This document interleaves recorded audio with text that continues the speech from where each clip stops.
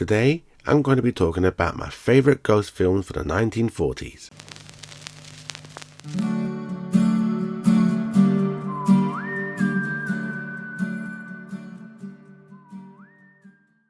Greetings and welcome to my channel, JJP Horror, Sci-Fi and Fantasy Corner. I'm your host, JJP. Now that the days are getting shorter and the nights are getting longer, I like to cozy up on the sofa under a warm blanket with a nice hot cup of coffee and watch some of my favourite old ghost films. I've chosen 5 films which I will count down from 5 to 1, with 1 being my most favourite. Please feel free to add your own list of ghost films in the comments below. And now, it's trivia time! In the 1945 version of Blithe Spirit, Madame Arcati is played by Margaret Rutherford. But who played Madame Arcati in the 2020 remake of Blithe Spirit? Stay tuned to the end to find out. I know they're old films, but spoilers ahead, just in case you haven't gotten round to watching them yet. Starting at number 5, we have The Ghost and Mrs Muir, directed by Joseph L. McKinwicks and written by Philip Dunn, based on a novel written by R.A. Dick. Music was composed by Bernard Herrmann, with cinematography by Charles Lang Jr. Released in 1947, the film starred Jean Tierney as Lucy Muir and Rex Harrison as Captain Daniel Gregg. The film is set in 1900 and centres around a young widow who moves into a seaside cottage with her young daughter, Anna Muir, who is played by Natalie Wood, despite receiving warnings from the real estate agent, Mr. Coombe, played by Robert Coote, that the cottage is haunted. On a dark and stormy night, the ghost does indeed appear, and what an appearance as Captain Gregg walks out of the shadows from a dark corner. Captain Gregg is a gruff captain who has led a man's life and is proud of it, and makes no apologies for his masculinity. Then we have Lucy Muir, who is a strong-willed woman with a mind of her own. She goes against the Victorian values of the time by defying her in-laws and moving out with her young daughter to start a life of her own. The film also stars George Sanders, who plays Miles Fairley, a slimy character that woos Lucy, causing a temporary rift between her and Captain Gregg, only for Lucy to discover that Miles is already married with kids. To make matters worse, this is not the first time he has done this, and his wife seems okay with it. Eventually, Lucy picks up the pieces of her life and moves on. The Ghost and Mrs Muir is a beautiful love story between Mrs Muir and the ghostly Captain Gregg. It's a bit of a tearjerker, so do have your handkerchiefs at the ready. There was a TV series that came out in the 1960s starring Hope Lange and Edward Mulhare, who many will remember as Devon Miles in Knight Rider. At number 4, we have The Uninvited, directed by Lewis Allen and written by Dodie Smith, Frank Partos, and based on the novel Uneasy Freehold written by Dorothy McArdle. Music was composed by Victor Young, with cinematography by Charles Lang Jr.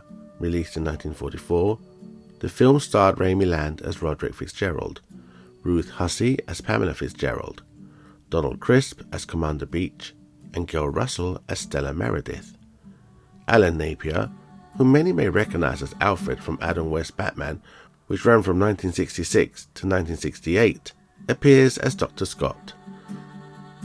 The film centers around a composer and his sister, who discover that the reason they can purchase a beautiful Gothic seacoast mansion very cheaply is to house his unsavory past. This is a film that doesn't shy away from its supernatural premise, and embraces it. The ghosts here are real, not some Scooby-Doo type of plot where the ghost was always a human with bad intentions, or played for laughs as many of its contemporaries did at the time. There is indeed a mystery to be solved regarding why the ghost is haunting the mansion and what the actual identity of the ghost is. However, I won't spoil that here. At number 3, we have The Time of Their Lives, directed by Charles Barton, who also directed Abbott and Costello Meet Frankenstein, written by Val Burton, Walter de Leon and Bradford Ropes. Music was composed by Milton Rosen, with Arthur Lange and William Lover, both uncredited for some reason. Cinematography was by Charles Van Enger. Released in 1946, the film starred Bud Abbott in dual roles, first as Cuthbert Greenway, then as his descendant, Dr. Ralph Greenway, Lou Costello as Horatio Prim, Marjorie Reynolds as Melody Allen, and Binnie Barnes as Mildred Dean.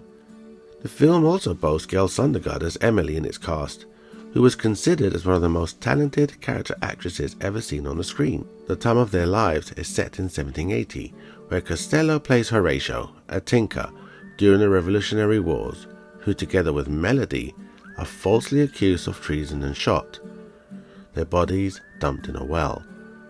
A curse is placed upon them, forcing them to remain on the property until the crack of doom. Only a letter can prove their innocence. Will the new residents be able to help Horatio and Melody prove their innocence and clear their names? I suppose we all know the answer to that one, but it's a hell of a lot of fun watching our intrepid heroes trying to achieve their well-deserved redemption. This is my second favourite film starring Abbott and Costello, my number one favourite being Abbott and Costello Meet Frankenstein. I first watched this film at my secondary school, back when I was around 11 or 12 years old, and I've loved it since then. At number 2, we have Blithe Spirit, directed by David Lean, written by David Lean, Ronald Neame, Anthony Havelock Allen, and based on a play written by Noel Coward. Music was composed by Richard Addinsell, with cinematography by Ronald Neame.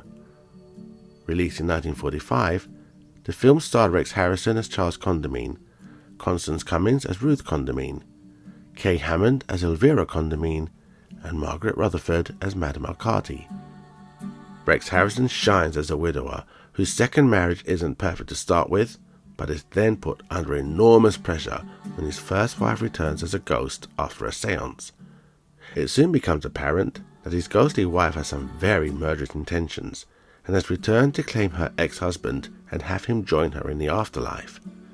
After an attempted sabotage goes horribly wrong, Charles then ends up with 2 very unhappy dead wives. The things he and his now dead wives go through to exorcise them is pretty amusing, as the fumbling medium keeps failing with every attempt. This is a film which I never tire of. I own it on DVD, but would love to see it released on Blu-ray or 4K. There was a remake that came out in 2020 starring Dan Stevens, Isla Fisher, Judi Dench and Leslie Mann.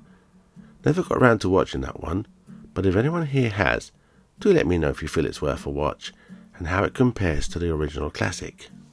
And at the number 1 spot, we have Wonder Man, directed by H. Brew Humberstone and written by Don Hartman, Melvin Shavelson, Philip Rapp, from an original story by Arthur Sheikman.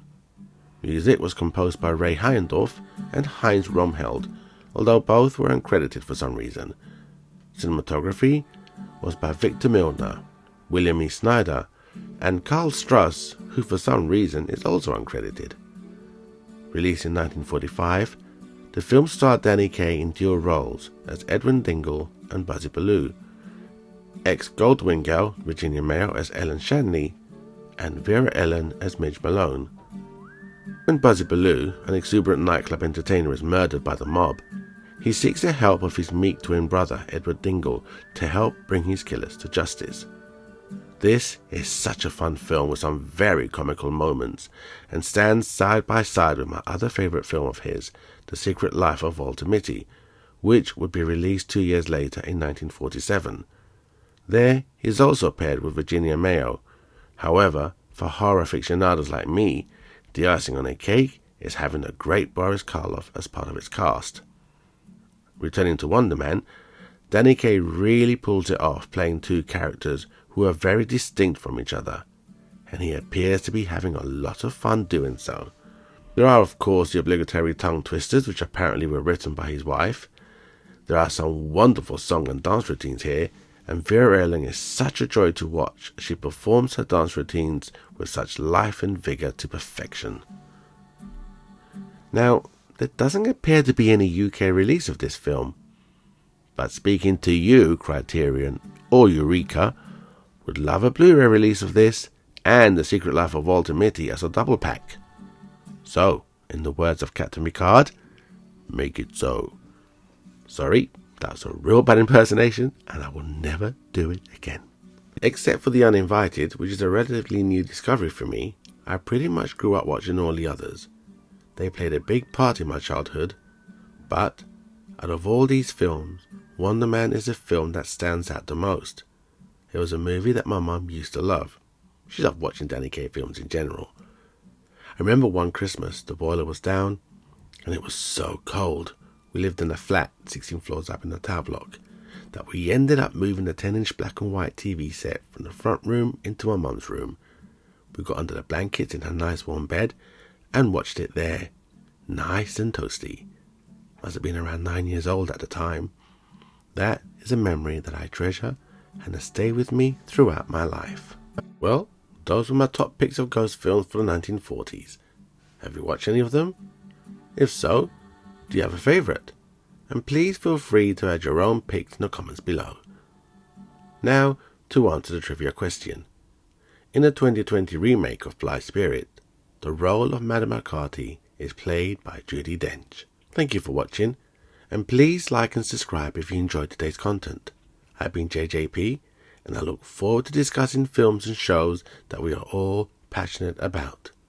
Hope to see you soon.